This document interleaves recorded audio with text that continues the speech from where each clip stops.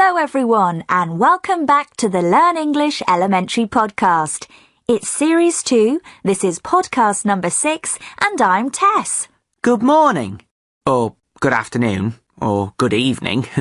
I'm Ravi and we're your Ravi, what's up? Are you okay? Yeah, sorry. Yeah, I'm okay. What's up? Oh, it's all right. I've really hurt my leg. Just there. When I do that, it really hurts. Ah! Well, don't do it again, silly. What have you done? I think it was playing football on Saturday. It was okay after the match. Well, it hurt a bit, but it's getting worse, I think. Have you been to the doctors? What? No. No. It'll be okay in a couple of days, I'm sure. Ravi, if it's really hurting you, you have to go to the doctor.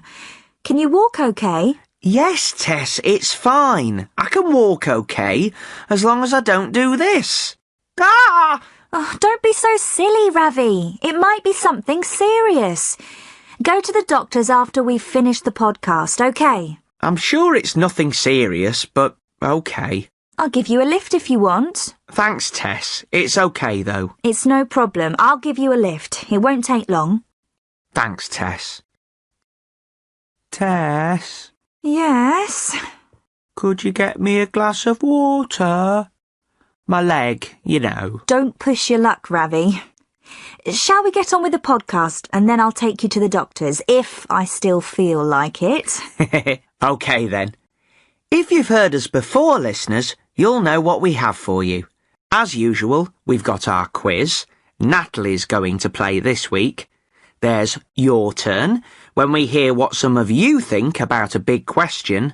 What else? Oh, Carolina. It should be a good Carolina today. She's at the hairdresser's, apparently. Oh, that's really difficult. Going to the hairdresser in a foreign language. I had my hair cut once in France. It was a disaster. I didn't know you spoke French. Exactly. Right.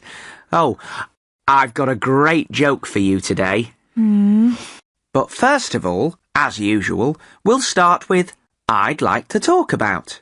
OK. This is the part of our show when someone tells us about something important to them. A hobby, a person, a place, a thing. Anything that they're interested in. Yes, anything that you know a bit about and would like to share with all of us. And today, we've got Stephen here in the studio. Hi, Stephen. Steve. OK, Steve. So, where are you from, Steve? I'm from Essex, from a small village on the coast, but I've lived in London for a few years now. And what do you do here in London? Study? No, I finished my course. It was in mathematics, but actually I'm a DJ now. A DJ? Wow! A professional DJ? You don't have another job? Well, no. I make enough money DJing to live. Not always in the clubs, of course, but I do some parties, you know, weddings, birthdays, that sort of thing. Yeah, I don't need to do anything else. And what do you want to talk about, Steve? Music? No. I'm going to talk about Zaha Hadid. Ah, interesting. She's an architect, isn't she? Yeah, that's right. A really cool architect. Her buildings are fantastic. Do you know much about her? No, not really. But I know the name. Is she British? She was born in Iraq, in Baghdad, but she's lived in London for a long time. I'm not sure if she's got British nationality. She was the first woman ever to win the Pritzker Prize in 2004. Oh. That's the biggest prize in architecture, like the Nobel Prize. And it's pretty amazing for a woman to win it. Architecture is still a man's world, really. Yeah, I bet. She says that she wanted to be an architect when her father took her to Sumer, in the south of Iraq when she was a kid. And of course, Sumer was where the first cities were ever built, thousands of years ago. The oldest architecture in the world. You studied maths, and now you're a DJ. What's the interest in architecture? Well, I'm not really into all architecture, but there's something about Zaha Hadid that I love. She's a very, intellectual architect. She studied maths too. She's got a maths degree and her buildings are so complicated. I'm really interested in technology, and nowadays, well, you can draw something crazy on a piece of paper, and now we've got the technology to actually build it. Anything's possible.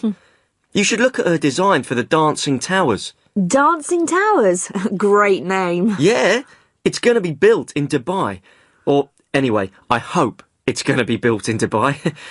It's a really crazy building. It's really organic, you know? It looks like a plant or something. Wow. And I think my favourite is the one she's doing in Abu Dhabi, the Performing Arts Centre. It's going to be beautiful. It's all round shapes, just like nature. Really beautiful. She must be a busy woman. Well, a few years ago, people said that her buildings were just not practical.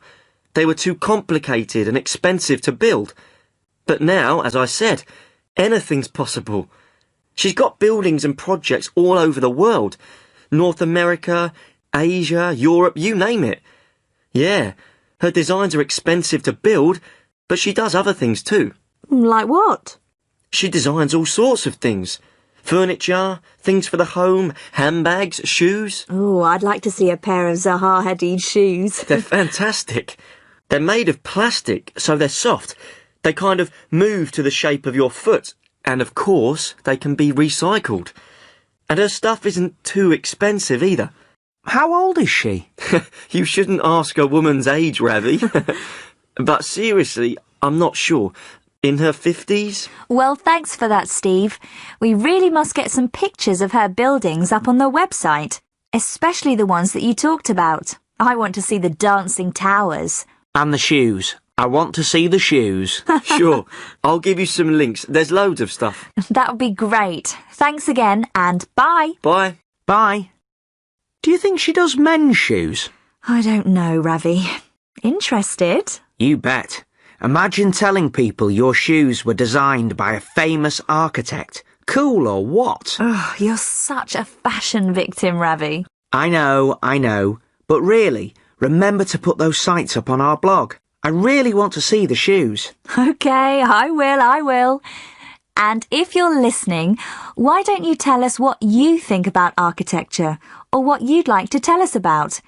You can write something or record something in audio or video and send it to us at learnenglishpodcast@britishcouncil.org. That's learnenglishpodcast, all one word, at britishcouncil, all one word, .org. That's ORG.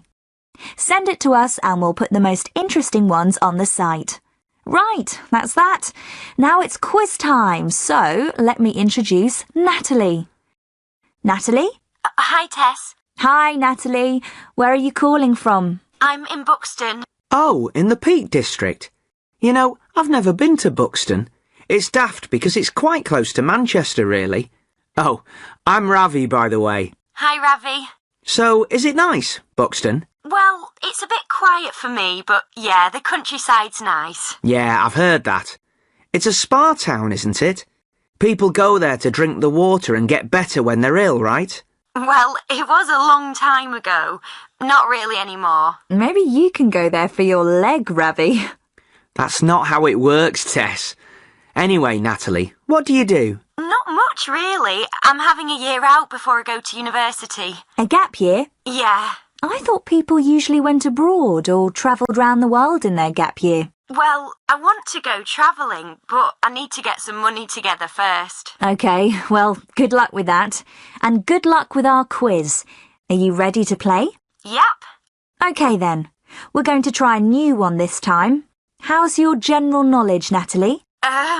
It's okay, I suppose. Because the quiz this time is a comparatives quiz. I'm going to ask you 5 questions. All you have to do is choose the right answer. Okay. I'll give you an example. What's bigger, a cow or a sheep? A cow? Right. That was an easy one. The real questions are a bit tougher than that. Shall we start? Okay then. First question then. What's longer, the River Nile or the Yangtze River?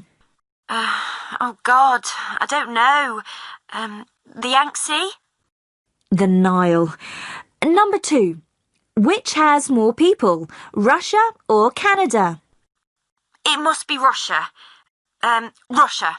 Yes, Russia. Number 3. Which is taller? The Empire State Building in New York or the Petronas Towers in Kuala Lumpur? I think that must be the second one.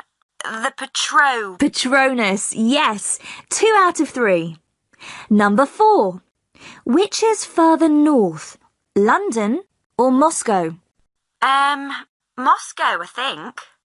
That's right. 3 out of 4. Last one now. Which can run faster? A horse or an elephant? Oh, is it a trick question? I'm going to say elephant. No, it was horse. Elephants are faster than you think, but they're not that fast. 3 out of 5, Natalie. Not bad. Yeah. Thanks for playing, though. We'll send you some bits and pieces very soon. Yep, bye, Natalie. Bye. OK, we'll have a little break, but don't go away. We've got your turn and we've got Carolina straight after this. Right, time for your turn. This is when we ask some of our listeners to tell us what they think. Now, in the last podcast, we heard Carolina take a jacket back to a shop because the zip was broken. So, for this time's your turn, we asked you, do you complain when you get bad service? For example, in a restaurant or in a shop when something is wrong. Do you complain or just keep quiet? Let's hear what people said. If I get bad service in a restaurant or a shop, I often get angry, but I rarely complain because I don't like getting into situations where I might have an argument with somebody. Usually, if I have a bad service experience, I just don't go back to the same restaurant or the same shop in the future.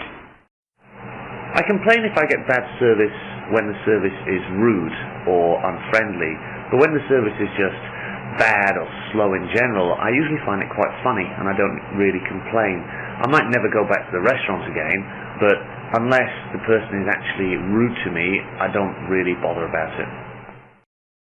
Always. Because I hate having bad service and people should be told when they're not doing their job properly. I don't complain. I don't shout or get angry, but I'll make a noise to show that I'm waiting. I'll clear my throat or I'll say, excuse me, but I won't get really angry. I won't complain as such. This is a new thing for me, especially being British. We're not very good at complaining, but since I've lived in Italy, I've become braver, and yes, I don't hesitate now to complain. What about you, Tess? I bet you complain if you get bad service. You know me, Ravi. Right. What about you, listeners? Do you complain when you get bad service? Write in and let us know, and we'll put the best ones on the website. OK, let's go straight to Carolina. Remember that Carolina is a student from Venezuela who's come to England to study at university in Newcastle. We've been following her on the podcast. And today she's with her best friend, Emily, and they're going to the hairdressers. Let's see how they get on. Good morning. Good morning. I've got an appointment for 11:30. My name's Emily Granger. And I'm Carolina Del Barco, 11:32. Emily Granger. Cut and colour, is that right? Yes, I'm having lowlights. Have you been here before? No, it's the first time. And Carolina Del Barco, cut, no colour. That's right, just a cut. Just take a seat for a few minutes, please. Okay. What did you ask for, Emily? Lowlights? What's that? Lowlights are like highlights, but a different colour. What? Highlights are blonde. You know, little blonde bits in your hair. And lowlights are any other colour, like red or brown. Just little bits of colour. Okay. Oh dear, I'm a bit nervous. I hope I understand what they say to me. I don't know the vocabulary for hair and hairdressers. Well, what do you want? A new style? Oh no, I want to keep it the same, just a bit shorter. So you say you just want a trim? A trim? Mm-hmm. A trim. I want a trim. I just want a trim, please. Very good. How's Jamie? He's okay. Why? Well, he used to come round all the time to see you, but recently, well, I haven't seen him. You used to be together all the time. Is everything okay? Yes, it's fine. Oh, I don't know, Emily. I mean, I really like Jamie, and I think, well, that he really likes me. Or I thought. But recently, well, he's always busy. I know he's got other friends, of course, but I didn't see him at all last week. Perhaps he's studying. Emily Granger? Mm-hmm. Hi, are you ready? I'll start your colour first, then I'll come back to cut your hair, Miss Dilbarco. Oh, here we go. Wish me luck. And if you'd like to come with me now, I'll wash your hair.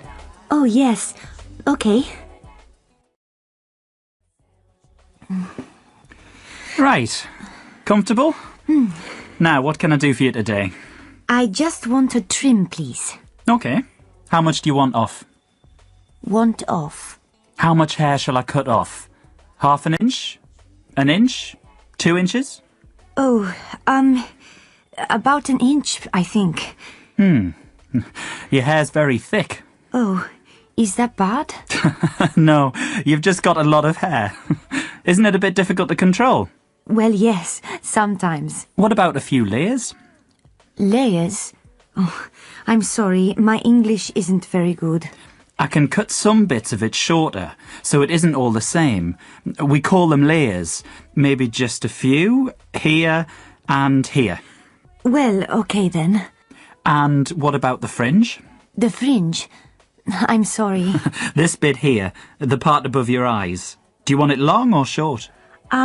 Quite long, please. Just cut a little bit off, not too much. Right.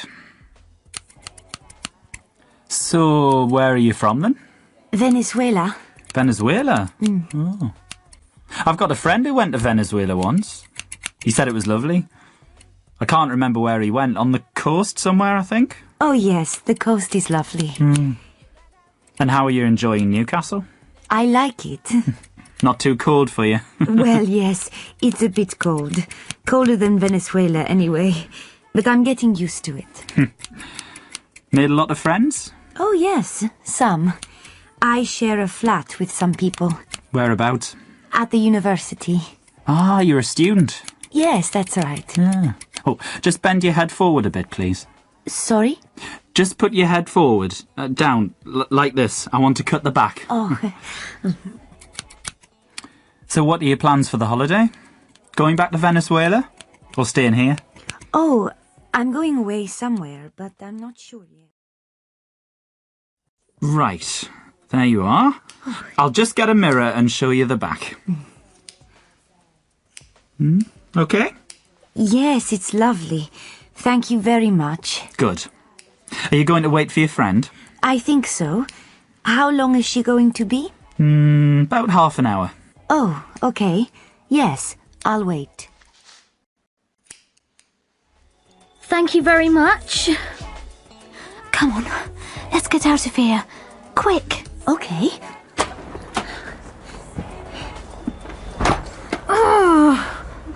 What's the matter? Look at me. It looks nice. It's a bit short, but... A bit short? I look like I don't know, a baby bird.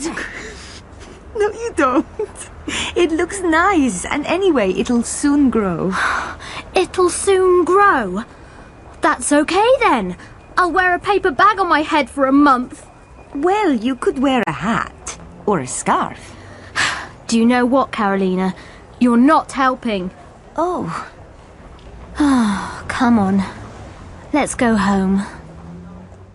Poor Emily. A disaster at the hairdresser's. Like that time in France for me. Has that ever happened to you, Ravi? No, thank goodness. But there was once when I was a kid and my mum cut my hair at home. It looked awful. I didn't want to leave the house, but she made me go to school and all the other kids laughed at me. It was horrible. Oh, poor thing. I know. Your leg again? Uh-huh. Come on then, let's finish off here and I'll take you to the doctor's. OK. Oh, hang on though. I've got a joke for you. Oh, typical. Come on then. So, there's a man and he's lost in the desert.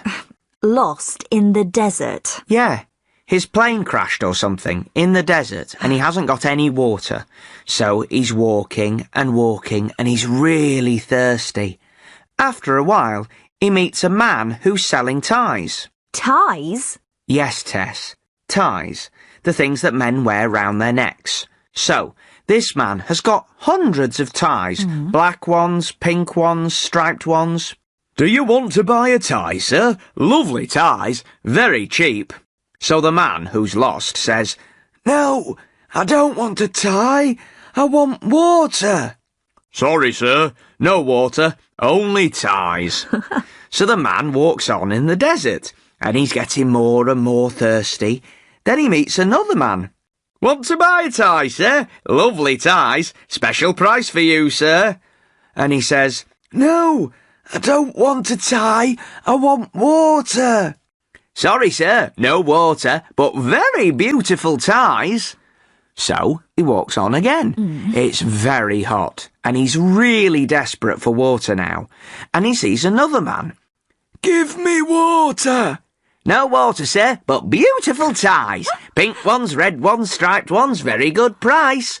So the poor man walks on, and then, right in front of him, he sees a beautiful luxury hotel in the middle of the desert.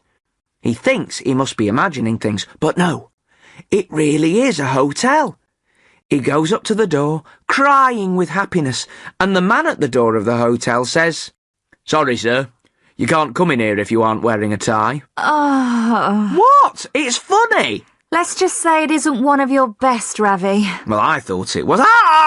Oh, come on then. Let's get you to the doctor. OK, everyone. Thanks for listening. Remember that if you want to send us anything, you can send it to learnenglishpodcast@britishcouncil.org. Tom, the teacher, will be here in a moment, so don't go away. But it's goodbye from me and Ravi. See you next time. Bye.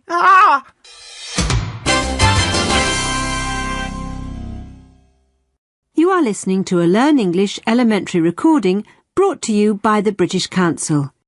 To find out more and to access language activities and audio scripts, visit our Learn English website at www.britishcouncil.org/learnenglish. Hi, I'm Tom. I'm here at the end of every podcast to talk about some of the language you heard in the programme and to talk about ways to help you learn English. Today, I want to talk about how we compare things in English. I'm sure that you know that we often use more to compare things. We can say, a car is more expensive than a bicycle, or a book is more interesting than a film. But we don't always use more. Do you remember the quiz? It was all about comparing things. Listen to Tess explaining the quiz to Natalie. What question does she ask? I'm going to ask you 5 questions. All you have to do is choose the right answer. OK. I'll give you an example. What's bigger, a cow or a sheep? A cow? Yes, the question was, what's bigger, a cow or a sheep? But Tess doesn't use more. We don't use more with short adjectives, words like hot, cold, big or small, adjectives that only have one syllable.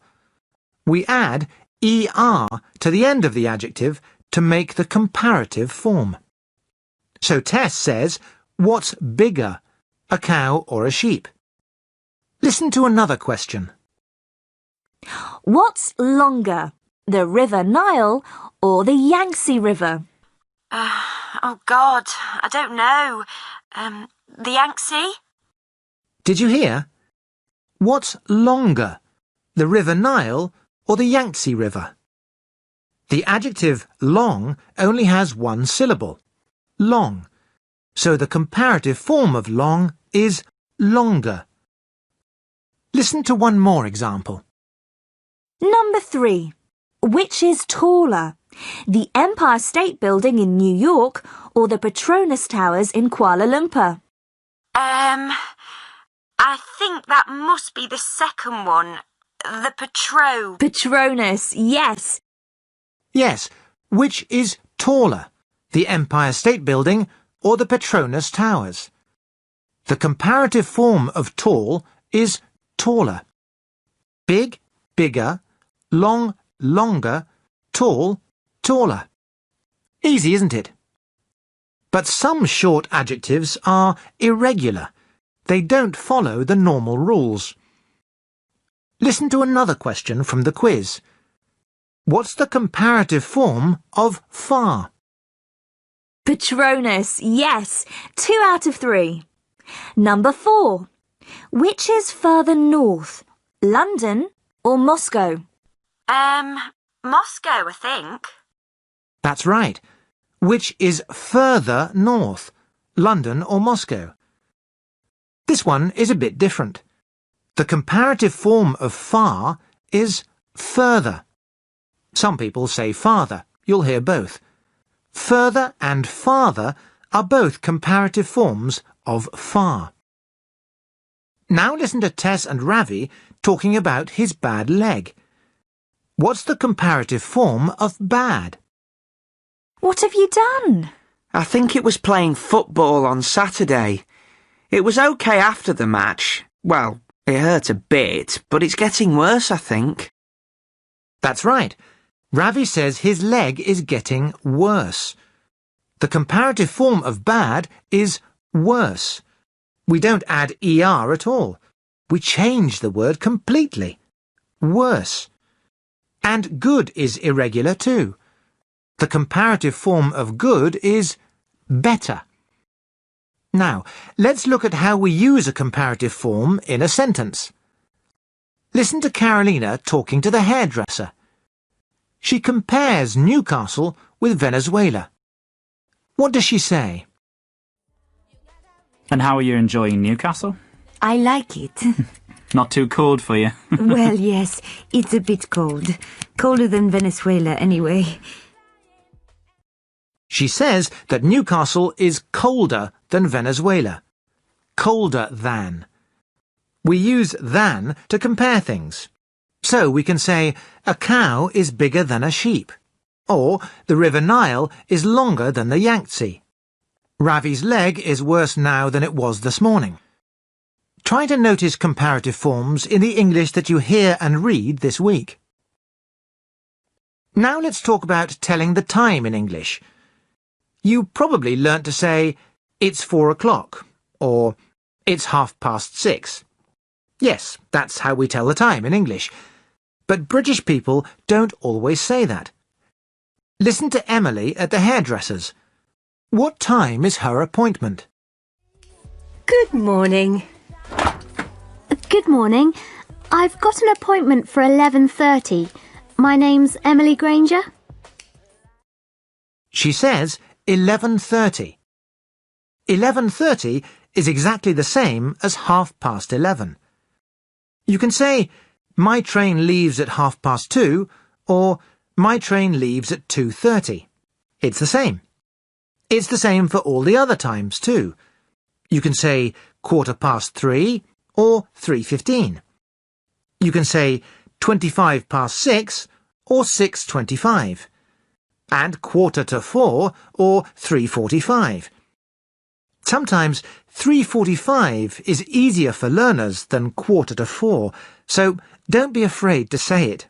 British people do. Now, last time I talked about practicing what you're going to say in English before you say it. Do you remember? It's a good idea. Carolina practiced what she was going to say when she took her jacket back to the shop. She does the same thing this time at the hairdresser's. Listen. Well, what do you want? A new style? Oh no, I want to keep it the same, just a bit shorter. So you say you just want a trim? A trim? Mm-hmm. A trim. I want a trim. I just want a trim, please. She practices, I just want a trim, please. And she says it to the hairdresser. But listen to what happens next. Now, what can I do for you today? I just want a trim, please. Okay. How much do you want off? Want off. How much hair shall I cut off? Half an inch? An inch? 2 inches? She says, I just want a trim, please, beautifully. But then she doesn't understand what the hairdresser says next. This can happen when you're speaking English. Listen again. What does Carolina do to show that she doesn't understand? Okay. How much do you want off? Want off. How much hair shall I cut off? Half an inch? An inch? 2 inches? That's right. She just repeats the words that she doesn't understand as a question. Want off? And the hairdresser explains. She does the same thing several times at the hairdresser's. Listen. What about a few layers? Layers? Oh, I'm sorry, my English isn't very good. And again. And what about the fringe? The fringe? I'm sorry. So that's what you can do when you don't understand a word or a phrase. Repeat it as a question. Now let's look at a word that you can use this week. The hairdresser asks Carolina where she lives, but he doesn't use the word where. Listen. What does he use? I share a flat with some people. Whereabouts? At the university. He says, whereabouts. He doesn't want to know exactly where she lives. He doesn't want to know her address. We use whereabouts when we want to ask more or less where. In what area of the city, for example. So, if someone says, I live in London, you can say, oh really? Whereabouts? Try to use whereabouts this week. OK, I'm going to stop there. I'll talk to you all again next time. Remember, you can write to me about any language that you noticed in this podcast. The address is learnenglishpodcast@britishcouncil.org. In a moment, you'll hear the address for the website where you can read everything you've heard in this podcast. You can also find some practice exercises to do online and a support pack that you can print. Right, that's all for this time. Bye for now.